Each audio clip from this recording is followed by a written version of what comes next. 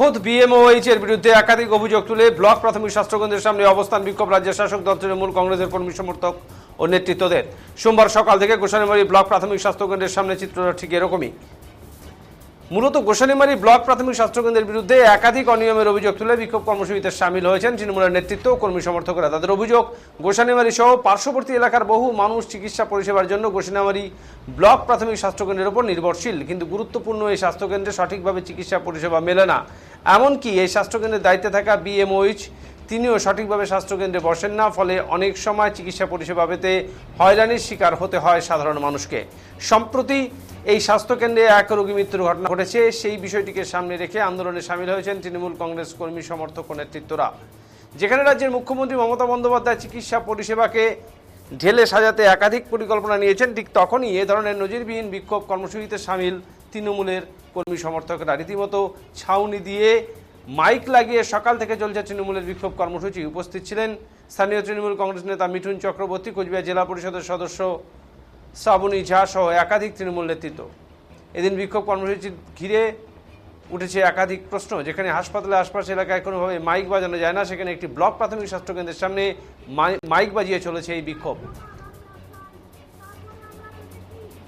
রক্ত পরীক্ষার পরিষেবা আছে, সেই রক্ত পরীক্ষা পর্যন্ত আমরা সঠিকভাবে পাই না।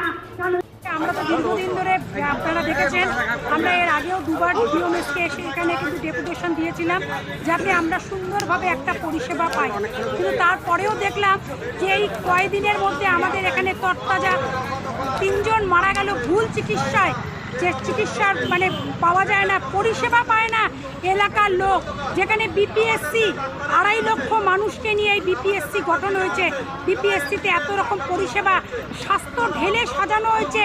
মমতা বন্দ্যোপাধ্যায় সরকার স্বাস্থ্যটাকে ঢেলে সাজিয়েছে, সেখানে কিন্তু আমাদের গাফিলতি দেখি আমরা। বেশি নয়, আপনি দেখুন সামনেই মেন গেট, তারপরে ওই পাশে একটা গেট আছে।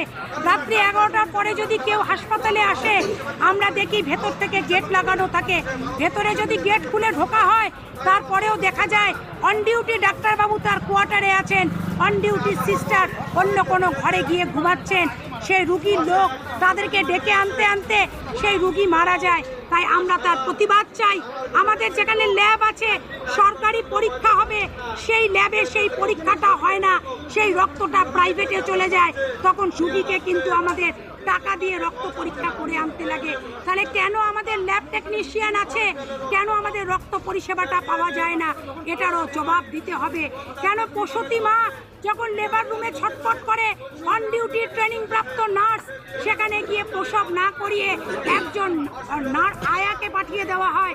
সেই আয়া যখন সেই প্রসবটা করে, তারপরে তাদের কাছে 2 থেকে 2.5 হাজার টাকা, গরিব মানুষ হাসপাতালে এসে সেই আয়ামাসিকে 2 থেকে 2.5 হাজার টাকা দিয়ে বাচ্চা নিয়ে বাড়ি যেতে লাগে। তো এর জবাব আজকে আমরা চাই, কেন এই পরিষেবার বেহাল অবস্থা।